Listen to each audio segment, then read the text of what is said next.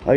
यो प्रकाशको पुस्तक 5 अध्यायको 9 र 10 मा जुन प्रकारले यो लेखिएको छ, यहाँ सबैले पहिला जय मसीह साथै नमस्कार पनि। परमेश्वरले तपाईँ सबैलाई आशिष र अनुग्रह दिउन्। आज फेरि हामी युट्युब मार्फत पनि साथै मण्डलीमा हामी उपवाससँग त्यहाँ भेला भएका छौँ र हामी वचनको भागमा आइपुगेका छौँ। प्रभुको वचन सुन्दैछौँ। यो वचनले सबैलाई आशिष अनुग्रह मिलोस्। कुनै पनि प्रकारका नकारात्मक विचार छन् भने त्यो विचारबाट तपाईँहरू मुक्त हुनुहोस् येशूको नाउँमा। हुन्छ, यो वचनमा पढ्छु फेरि। तिनीहरूले यसो भन्दै एउटा नयाँ गीत गाए, तपाईँ यो चरमपुर मुठो लिने र त्यसका मोहरहरू तोड्ने योग्यका हुनुहुन्छ। तपाईँ मारिनुभयो र आफ्नो रगतद्वारा तपाईँले परमेश्वरको निम्ति हरेक कुल र भाषा र मानिस र जातिबाट मानिसलाई छुटकारा दिनुभयो र तिनीहरूलाई राजा र हाम्रा परमेश्वरको पुजारी बनाउनु भएको छ र तिनीहरूले पृथ्वीमा राज्य गर्नेछन्। यो एनआइबी बाइबलमा चाहिँ माथि राज्य दिएको छ, त्यो राज्यको साटोमा चाहिँ राजा है, राजा हो। त्यो चाहिँ हामीले सच्याउनु पर्छ। यो किमजेम भर्जनमा चाहिँ राजा छ, अर्को पुरानो बाइबलमा, यो बाइबलमा चाहिँ राज्य छ। यो चाहिँ राजा हो। तिनीहरूलाई राजा र हाम्रो परमेश्वरको पुजारी बनाउनु भएको छ र तिनीहरूले पृथ्वीमा राज्य गर्नेछन्। यो वचन यहाँ भर्खरै मैले पढिदिएँ। प्रभुको वचन बोल्न सबै कुरोमा बोल्न सुन्न सबैलाई अनुग्रह सहायता मिलोस्। यहाँ येशू ख्रीष्टको प्रशंसा गर्ने क्रममा स्वर्गदूतहरूले येशू ख्रीष्टको प्रशंसा गर्ने क्रममा यो चाहिँ स्वर्गमा भएको कुरा हो। अनि यो स्वर्गमा र पृथ्वी के कुरा घटना घट्यो त? प्रभु यीशु जब स्वर्ग उक्लेर जानुभयो, स्वर्ग गइसकेपछि के घटना घट्यो त पृथ्वीमा भन्ने कुरो चाहिँ यसले दर्शाउँछ र त्यहाँ मोहर तोड्ने कुरो छ। मैले त्यतातिर जान्न, तर यहाँ एउटा शब्दका कुरा छन्। तपाईँ मारिनुभयो र आफ्नो रगतद्वारा तपाईँले परमेश्वरको निम्ति हरेक कुल, भाषा, मानिस र जातिबाट मानिसहरूलाई छुटकारा दिनुभयो। जातिबाट म चाहिँ आज चाहिँ जातको विषयमा बोल्दैछु है। जात भन्ने थाहा छ? जात भन्ने कुरो थाहा छ जात भनेको है? जात भने हामीलाई सबै थाहा छ होइन? यो जात त्यो जात भनिन्छ। यो जातको सुरुवात चाहिँ कहाँबाट भयो होला त? जात चाहिँ बाइबलमा चाहिँ परमेश्वरले जब सबै कुरा सृष्टि गर्नुभयो, वन पशु वृक्षहरू सबै बनाइसकेपछि चाहिँ सबै कुरा चाहिँ वृक्षहरू अरू पशुहरू सबै चाहिँ जातको बनाइएको छ। तर वास्तवमा चराचुरी सबैको जात हुन्छ, तर मान्छेको चाहिँ जात बनाइएन। मान्छेलाई चाहिँ एउटै जाति नर र नारी गरी परमेश्वरले सृष्टि गर्नुभयो। नर र नारी गरी लोग्ने मान्छे र आइम मान्छे बनाउनु भयो, एउटै मात्र जात बनाउनु भयो। अनि त्यही मान्छे चाहिँ पछि गएर चाहिँ फल्दै फुल्दै वृद्धि हुँदै पर्छ, आशिष वृद्धि हुँदै जाँदाखेरि अनि हामी देख्छौँ पछि गएर मान्छेको विभिन्न जातहरू राखिएको। तपाईँलाई थाहा छ जात भन्नासाथ तपाईँ के बुझ्नुहुन्छ? जात भन्ने चाहिँ जातले चाहिँ आमाको गर्भमा नै दाजुभाइ जन्मिँदाखेरि पनि 2 जाति जन्मिएको छ। यो चाहिँ हामी हेर्न सक्छौँ। इसाकको श्रीमती रेबेका कोखबाट के अरे यो इसाकको श्रीमती कोखबाट जन्मिने 2टा जो चाहिँ इसाकको 2टा छोराहरू याकुब र एसाव भन्ने 2टा जाति छन् त्यहाँ। अनि त्यहाँ छुट्टै जातिबाट जन्मिएको, किनभने त्यो रङ भएको र अर्को चाहिँ के अरे राम्रो गोरो, अर्को चाहिँ रङ भएको। त्यस्तो 2टा जाति जन्मिएको छ। परमेश्वरले भन्नु तेरो कोखबाट चाहिँ 2टा जाति जन्मिएको छ भन्छ। किनभने त्यो बच्चा 2 कोखमा हुँदाखेरि चाहिँ रेबिका जस्तो लाग्छ मलाई नाम। म बाइबल मैले अलिकति भइरहेको छ जो त्यतिखेर त के भयो भने त्यहाँ पेटमा चाहिँ एकदम लडाइँ पऱ्यो। लडाइँ परिसकेपछि अनि उनले किन यस्तो परमेश्वर मलाई यस्तो चाहिँ गाह्रो भयो कि के हो यस्तो भने भित्रै लडाइँ पऱ्यो। अनि तेरो कोखमा चाहिँ 2टा जाति छ भन्नु। अनि पछि गएर याकुब र इसाव चाहिँ जन्मिए है। याकुब र इसाव जन्मिए। यसरी बाइबलमा ठाउँ जातिहरूको उत्पादन हुँदै जातिहरू फैलिँदै आएको कुरा हामीले पाउँछौँ र विभिन्न ठाउँमा विभिन्न जातिहरू भनेर बोलाएको पाउँछौँ। हाम्रो नेपालमा धेरै जातिहरू छौँ, झन्डै 132वटा कि 200वटा जाति छौँ भनेको सुनिरहेछौँ। थुप्रै जाति छ। अब यो प्रभु येशूले चाहिँ यहाँ चाहिँ हामीलाई के भनेको छ नि, प्रभु येशूले चाहिँ हामीलाई जातबाट छुटकारा दिनुभयो। येशूको रगतले हामीलाई किन्नुभयो। येशूको क्रुसमा मारिनुभयो, गाडीमा त्यसरी जीवित हुनुभयो। येशूको स्वर्गबाट जन्मिनुको कारणले मान्छेलाई चाहिँ कुलबाट, भाषाबाट, जातबाट छुटकारा दिन आउनुभयो। तपाईँलाई थाहा छ येशूको के जात हो? येशूको जात के हो? कार्पेन्टर। त्यो त काम भयो है। येशूको जात छैन, यहुदी कुलमा जन्मिनुभयो अनि उहाँलाई हामी के भनेर चिन्छौँ? नासरतको येशू भनेर चिन्छौँ। नासरतको सहरमा उहाँ हुर्किनुभयो, नासरतमा हुर्किनुभयो। उहाँ जन्मिनु चाहिँ दाउदको कुलमा र के भन्छ दाउदको कुलमा र बेतलेहम सहरमा जन्मिनुभयो, तर हुर्किन चाहिँ नासरत बेतलेहममा बेतलेहम सहरमा के अरे बेतलेहममा जन्मिनुभयो र नासरतमा चाहिँ उहाँ गालिलको नासरतमा उहाँ हुर्किनुभएको कारणले गर्दाखेरि चाहिँ उहाँलाई नासरतको येशू भनेर चिनिन्छ। नासरतको येशूको नाउँमा शैतान निस्केर जा, भूतहरू निस्केर जा भनेपछि त्यो निस्केर गएको। त्यहाँ जात बन्नुपर्ने आवश्यकता हामी देख्दैनौँ। त्यस कारण येशूले हामीलाई जातबाट छुटकारा दिनुभयो। किन आज म जातको कुरा गर्दैछु भन्दाखेरि यो चाहिँ मान्छेको जीवनमा ठुलो उन्नति पाउनको लागि, ठुलो आशिष पाउन चाहिँ रोक्ने एउटा पर्खाल रहेछ। जात चाहिँ एउटा पर्खाल, जुन पर्खालले चाहिँ मान्छेलाई अगाडि बढ्न दिँदैन, यसले चाहिँ रोक्ने एउटा एक प्रकारको बन्धन, एक प्रकारको डोरी रहेछ यो जात चाहिँ। यसले चाहिँ अगाडि बढ्न दिँदैन, किनभने जात भन्नासाथ जातले चाहिँ पहिलो कुरो सोचाइमा असर पार्छ। सोचाइमा है, सोचाइमा असर पर्छ। थाहा छ, जात भन्नासाथ कुनै पनि मान्छेलाई जात भनिसकेपछि जातले पहिलो असर चाहिँ सोचाइमा गर्दो रहेछ, सोचाइमा असर पार्दछ। किन भन्दाखेरि तपाईँहरू कुनै जात भन्नासाथ के हुन्छ, एउटा जाति र अर्को जाति भेट हुनुपर्छ, अनि भेट हुनासाथ त्यहाँ जाति, जस्तै एउटा बाहुन केटो भेट भयो भने अनि उसले चाहिँ तपाईँ कुन जाति भन्नासाथ म बाहुन हो भन्यो भने, अनि म अर्को चाहिँ राई केटो भेट भयो भने अनि म त अनि त्यो राई बाहुन भेट भयो, अनि फेरि अर्को त्यस्तै दलित जाति भेट हुनुपर्छ, अथवा त्यस्तै अब कामी दमाई भेट भयो ल मानिलिनुहोस्। भेट भयो भने के हुन्छ, तिनीहरूको जात बन्छन् होइन। ऊ दमाईको छोरो, ऊ कामीको छोरो, ऊ चाहिँ के अरे सार्कीको छोरो, ऊ चाहिँ बाहुनको छोरो, ऊ राईको छोरो भन्नासाथ पहिले विचार मनमा कुरा खेलिथाल्छ, यो त दमाईको छोरो रहेछ भने सानो रहेछ। अनि त्यो दमाईको छोरा पनि त्यही हुन्छ, उसले आफूलाई दमाईको छोरो भन्दै गर्दाखेरि के भन्छन्, म त दमाईको छोरो हो, म त यिनीहरूभन्दा सानो हो। बिचरा उहाँ त बाहुन बाजी, हामीले त ढोक्नुपर्छ, हामीले त उसलाई मान्नुपर्छ, म त बाहुन भनेर, उहाँ छेत्री भनेर मान्नु। अनि राई भन्नासाथ के हुन्छ, म राई, अलि कुस्ती खेल्ने खालको होइन है, कुस्ती खेल्ने अर्को त्यस्तो खालको।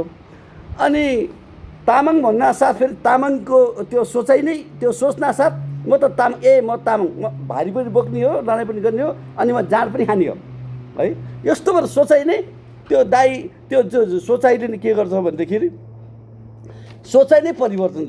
यो जातले चाहिँ सोचाइमा असर गर्छ, जातले अगाडि बढ्न दिँदो रहन्छ, जातले पाउने त्यो आशिषहरू, धनमान इज्जत चाहिँ पाउँदो रहेछ।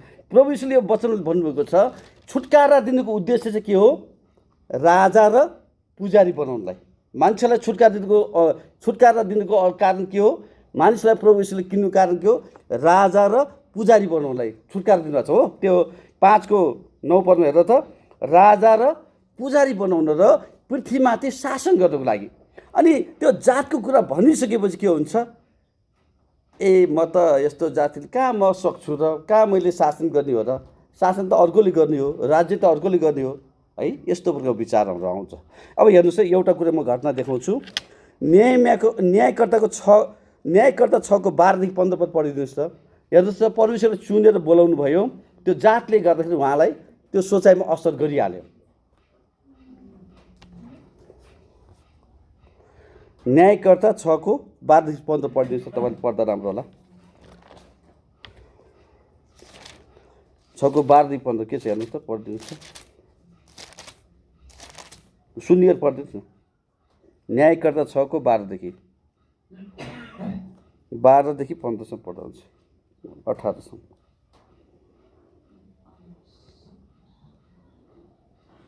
जातले सोचाइमा असर पार्छ। म भन्दैछु के छ, जातले मान्छेको सोचाइमा ठुलो असर पार्दछ, अगाडि बढ्नलाई रोक्दो रहेछ, एउटा पर्खाल, एउटा डोरी। न्यायकर्ता 6:12 देखि 18सम्म पढ्दा हुन्छ, तर 15सम्म पढिन्छ। 18सम्म पढ्नु न, सरसरी पढौँ, छिट्टो पाउनु भएको छैन?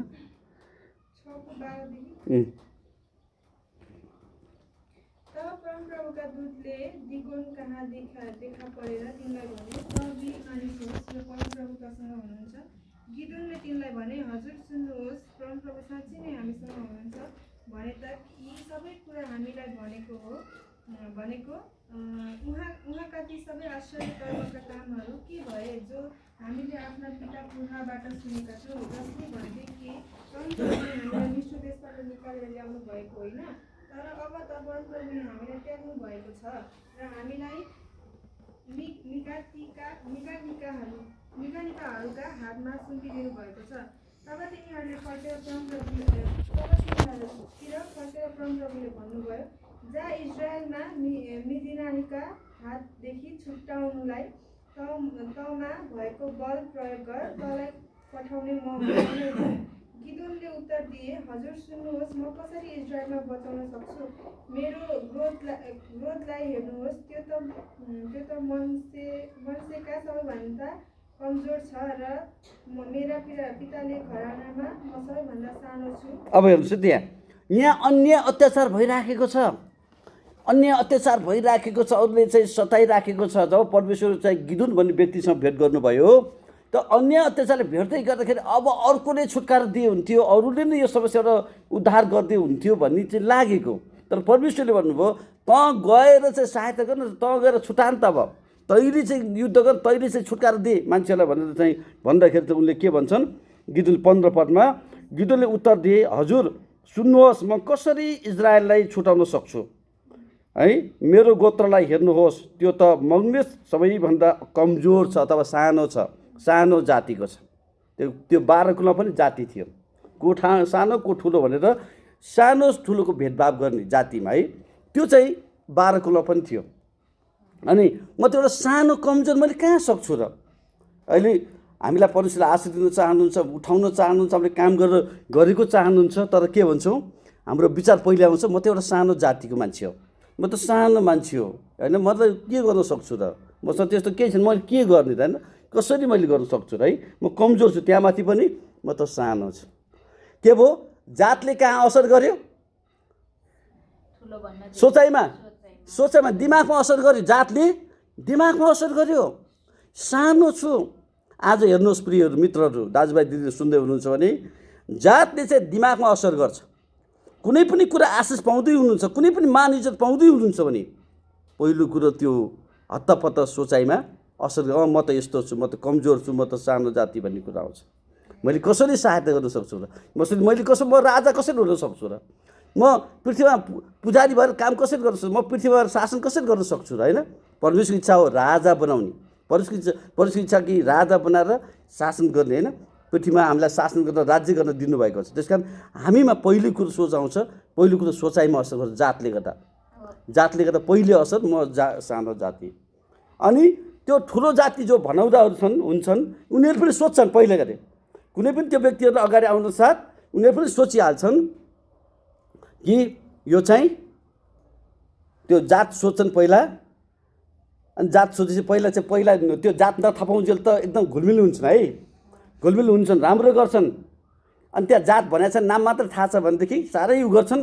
त्यसो तपाईँ जात भन्नुहुन्छ नि, अनि चाहे राई हो, चाहे लिम्बू हो, चाहे चाहिँ दमाई हो, चाहे कामी हो, चाहे सार्की, चाहे भोटे हो, जोसुकै होस्, जो जात भन्न साथ यो त भारी तामाङ भन्नु नि, मेरो घरमा बस्ने हलीको रूपमा होइन। अनि अरू जाति त्यस्तै रूपमा चाहिँ हेरिहाल्छन्, सोचाइ भइहाल्छ, अनि त्यसले माथि उठ्नु। नेपालमा चाहिँ जात व्यवस्था छ। नेपालमा जात व्यवस्थाले कहिले पनि माथि उठ्न दिँदैन। राई, लिम्बू, तामाङ, गुरुङ, क्षेत्रलाई अगाडि उनीहरूले चाहिँ त्यो ठुलो जागिर खान पाउँदैन। जागिर खान गयो भने त्यो अब त्यो उ गरेर आऊ भन्छ, तर जाँदाखेरि त्यो आउट गरिदिइहाल्छ। किनभने यो यस्तो जाति भनेर अगाडि बढ्दैन, किनभने नेपालमा जात व्यवस्था छ। जात व्यवस्थाको डोरी चाहिँ हामीले छिनाल्नुपर्छ। जात व्यवस्थाबाट हामी मुक्त हुनुपर्छ। अब यसको लागि कसरी गर्ने त भन्दा यसको समस्या समाधान चाहिँ येशू ख्रीष्टले हामीलाई प्रेम गर्नुभयो, चुन्नुभयो। जातको असर चाहिँ पहिलो कुरो सोचाइमा हुँदो रहेछ यसले चाहिँ। अनि दोस्रो कुरो हेराइमा है, जातको असर हेराइमा हुन्छ। फेरि अघि हेर्ने दृष्टिकोण अब पछि हेर्ने दृष्टिकोण फरक हुन्छ। किनभने अघि जुन साथीभाइको दृष्टिकोण थियो त्यो जात नथापाउँदाखेरि चाहिँ एकदम घुलमुल गरिरहेको हुन्छ। जब जात भनिन्छ नि, अनि त्यसपछि उसले त्यो हेर्ने दृष्टिकोणै, म दमाईको छोरो उसले अब म दमाई हो भन्यो भने, ऊ बाहुनको छोरो छ ऊ दमाई हो भन्यो भने, अनि हेर्ने दृष्टिकोणै फरक हुन्छ। उहाँ त बाहुनको छोरा, ए उहाँ त उता दमाईको छोरा है, हामी कहाँ चाहिँ के अरे के भन्छ दसैँमा चाहिँ के बुक लिन आउँदै थियो त्यो के अरे पुच्छरै के लिन आउँछ होइन। ओके, यस्तो गरेर असर के ठ्याक्कै असर सानो असर परिहाल्छ।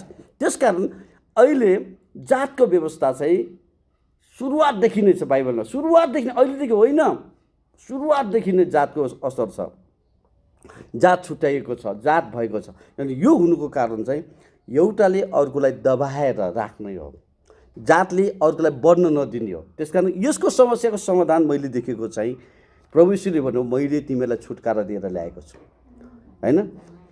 प्रभु यीशुले भन्नु म तिमीहरू चाहिँ मेरा चेलाहरू हौ। हामी जब परमेश्वरको चेला हुन्छौँ, येशूको चेला हुन्छौँ, हामी जातबाट मुक्त हुन्छौँ। अहिले चर्चमा पनि जातपात हेर्नुहोस् न कस्तो डरलाग्दो छ। अहिले चर्च क्रिस्चियन जगतमा जतिसुकै कुरा फुर्तिलाउँ हामीहरू जातको कुरा छ, चर्चहरू जातको कुरा छ। कतिपय बाहुनको चर्चमा दमाई काम जान पाउँदैनन्। अनि प्रभुभोज त्यो बाहुन पास्टर छन् भने दमाई कामीसँगै बसेर प्रभुभोज खाँदैनन् अहिले पनि। अनि विवाहबारीको कुरा आउँछ, अरू बेला कति कुरा त सँगसँगै भोज खाइन्छ, तर जब विवाहबारी कुरा आयो भनेदेखि अनि केटा र केटी छान्ने बेलामा चाहिँ छोराछोरी दिने बेलामा पनि त्यतिखेर जातको कुरा आउँछ। अब मेरो छोरालाई चाहिँ छोरी चाहिएको थियो एउटा बुहारी, अनि के जातको हजुरको? हजुर श्रेष्ठ मान्यो मेरै ब्रजचारी भन्नु। अनि ब्रजचारी भने मैले भन्यो भने मलाई ब्रजचारी अथवा श्रेष्ठ न्याउरै चाहिन्छ। मलाई तामाङ भने ए तामाङ जान खाने त्यति बुद्धि हुँदैन सोचाइ के होइन। अनि त्यस्तै प्रकार अरूहरूमा पनि अनि तामाङलाई तामाङ नै चाहिने फेरि। अनि तामाङले पनि फेरि सोध्यो भने अनि तामाङ हो केटा, अब केटी पनि तामाङनी नै चाहियो। किन चाहियो? अर्को त अलिक मिल्दैन, कता कता मिल्दैन, अरे मिल्दैन, कुरो मिल्दैन भन्छ। तामाङलाई तामाङ नै चाहिने, राईलाई राई नै चाहिने। भनेको हामी त अहिलेसम्म छुटकारा पाएको रहन्छ नि त। प्रभु यीशुले त जातबाट छुटकारा दिनुभयो, तर चर्चहरूमा अहिले पनि यो जात प्रथा हटेको छैन। यो जात प्रथा हामीले तोड्नुपर्छ, यो डोरीलाई छिन्नाल्नुपर्छ। जबसम्म जात प्रथा हामी हट्दैन तबसम्म आशिष पाउन सकिन्न। आशिष पाउनको लागि जात प्रथाबाट हामी मुक्त हुनैपर्छ। हाम्रो मन विचारबाट म को हुँ त भन्दा म प्रभुको छोरा हो, म प्रभुको छोरी हो, प्रभुले मलाई प्रेम गरेर चुन्नुभयो है। पहिलो कुरो त हाम्रो मानसिक समझबाट त्यो विचारबाट नै जात प्रथा हटाउनु पर्यो होइन। म यो जातिमा जन्मिएको हो, मेरो घर कुल घराना यो हो भन्ने कुराबाटै हामी मुक्त हुनु पर्यो। त्यो मुक्त भएपछि चाहिँ म केवल परमेश्वरको छोरा हो, परमेश्वरको छोरी हो, म प्रभुको सेवा गर्छु होइन। पहिलो कुरो त हामी आफै मुक्त हुनु पऱ्यो। अरूलाई मुक्त गराउँदै गर्दाखेरि हामी आफै मुक्त हुनु पऱ्यो कि म चाहिँ यो जातको मान्छे होइन, यो जात त्यो जात होइन। जात प्रथालाई हामीले घृणा गर्नैपर्छ, जात प्रथालाई हामीले विरोध गर्नैपर्छ। जब हामी जातको विरोध गर्छौँ, घृणा गर्छौँ, त्यसपछि त्यो जात हटेर जान्छ। अब नेपालमा चाहिँ मैले विचार गरेको यदि यो जात प्रथालाई हटाउने हो भनेदेखि अहिलेदेखि नै हाम्रा मानिसहरूले जात नलेख्ने, 3 पुस्ते नाम लेख्ने, 3 पुस्ते नाम लेख्ने। रामबहादुरको छोरो श्यामबहादुर, श्यामबहादुरको छोरो बलबहादुर, त्यसरी लेख्ने के। रामबहादुरको छोरा श्यामबहादुर, श्यामबहादुरको छोरा बलबहादुर, 3 पुस्ते लेखेपछि त भइगयो नि होइन। त्यहाँ चाहिँ जात, किनभने मत्तीको पुस्तकमा हेऱ्यो भने त्यहाँ चाहिँ फलानुको छोरा फलानु, फलानु छोरा फलानु, फलानु छोरा फलानु भनेर चाहिँ लेखिएको छ। मत्ती 1 अध्यायमा पाउँछ हामी। अनि त्यहाँ चाहिँ थर लेखिएको छैन, जात लेखिएको छैन। फलानु छोरा फलानु, फलानु छोरा भनेर चाहिँ फलानुको छोरी फलानु भनेर चाहिँ लेखिएको छ। त्यस कारण हामीले जात प्रथा हटाउने हो भने नाम मात्र राखियौँ भनेदेखि जात प्रथा हट्छ। होइन भनेदेखि हिजो 4036 वर्ण भनेर चाहिँ सन् 1910को चाहिँ राणाले ल्याएको संविधानमा त्यो जात प्रथा रहेछ। यो जात त्यो जात के अरे एउटा नाश गर्ने जात, एउटा के अरे मासिने जात र नमासिने जात भन्ने प्रकारको, अनि शासन गर्ने जात भनेर छुट्याएर राखेको रहेछ, जात व्यवस्था रहेछ। त्यसपछि अहिले जुन गणतन्त्र आयो, बहुदलतन्त्र संविधान बनाइयो, त्यही जातलाई चाहिँ के गरियो भन्दाखेरि अब हिजो चाहिँ व्यक्ति र जातै तोकिएको थियो भने अहिले चाहिँ के गरिदियो भने आर्यनको आर्यन जात बाहुन, त्यसपछि अर्को जात दलित जात, त्यसपछि जनजाति, त्यसपछि जनजाति र आदिवासी भनेर चाहिँ जात छुट्याइयो। अनि यो हुनासाथ के भयो त भन्दाखेरि दलित भनिसकेपछि त त्यसको जोसुकै होस् न, जति तपाईँ म भन्दैछु जो अहिले दलितको जुन मुक्ति आन्दोलन गर्दै हुनुहुन्छ, दलित पाउनुभयो भने निकै खुसी हुनुहुन्छ, त्यो दलित शब्द तपाईँलाई ठिक छैन, हुँदैन। किन भन्दाखेरि दलित भनिसकेपछि त मान्छेले भोलि ल सोचाइमा परिवर्तन होला, सबै खानपिन गरौँला, एकअर्कामा विवाहबारी गरौँला, त्यो पनि ठिक छ। तर जब तपाईँ दलितबाट आएको हो भन्न साथ इतिहासले के भन्छ भन्दाखेरि भोलि भविष्यले के भन्छ भने तपाईँ त सानो जातिबाट आएको, पहिला तपाईँ दमाई हुनुहुन्थ्यो, तपाईँ कामी हुनुहुन्थ्यो, तपाईँ चाहिँ के अरे यस्तो सानो जाति हुनुहुन्थ्यो, त्यहाँबाट निस्केर आएको भनिन्छ। त्यस कारणले गर्दाखेरि आज संविधानबाट यो जात व्यवस्था हट्नुपर्छ, दलितको शब्दै हटाउनुपर्छ, जनजातिको शब्द हटाउनुपर्छ, यो जनजातिको शब्द, आदिवासीको शब्द, यस्ता जुन जति पनि यो मान्छेको बिचमा विभाजन ल्याउने कुरो जातको कुरा छ यो चाहिँ हट्नुपर्छ। त्यहाँ नामको मात्र व्यवस्था हुनुपर्छ। जब नामको मात्र व्यवस्था भइसकेपछि अहिले तत्कालै समस्या समाधान नहोला, तर 40 वर्ष 50 वर्ष चाहिँ गइसकेपछि समस्या समाधान हुन्छ। किनभने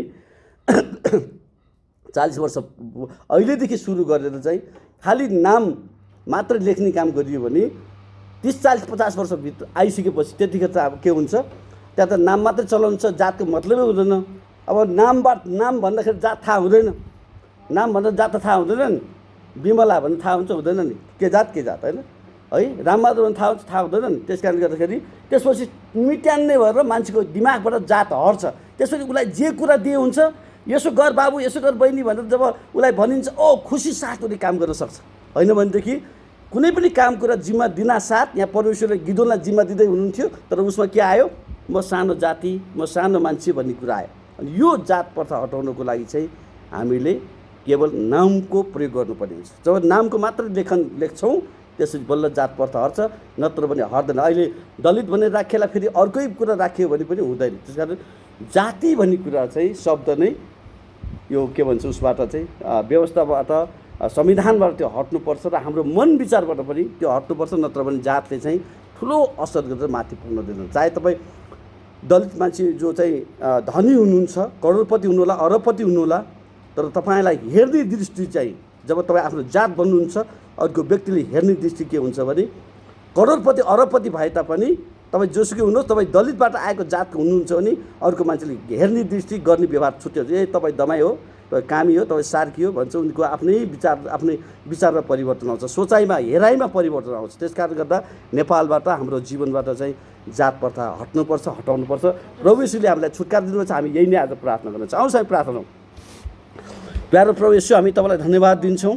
तपाईँले हामीलाई जातबाट छुटकारा दिनुभयो, येशूको रगतले किन्नुभयो। अझै पनि नेपालमा जाति व्यवस्था छ प्रभु, संविधानमा नै प्रभु आर्यन जाति अनि दलित जाति र अनि प्रभु के भन्छ जनजाति र आदिवासी जाति भनेर विभिन्न जातिहरू छुट्याएको छ। यो जातिले त कहिल्यै पनि प्रभु मानिसलाई माथि उठ्न दिँदैन। अनि यो जाति व्यवस्था हट्नुपर्ने छ प्रभु। अब तपाईँको आत्माले काम गर्नुहोस् र हाम्रो मन विचार पनि जाति व्यवस्था हट्नुपर्ने छ। जाति व्यवस्था हट्नको लागि हामीले नाउँ मात्रै प्रयोग गर्ने, तर हामीले जात चाहिँ प्रयोग नगर्ने कुरो हामीले गर्नुपर्ने छ। परमप्रभु पवित्र आत्मा, अब यो वचन आज तपाईँले मलाई दिनुभएको छ।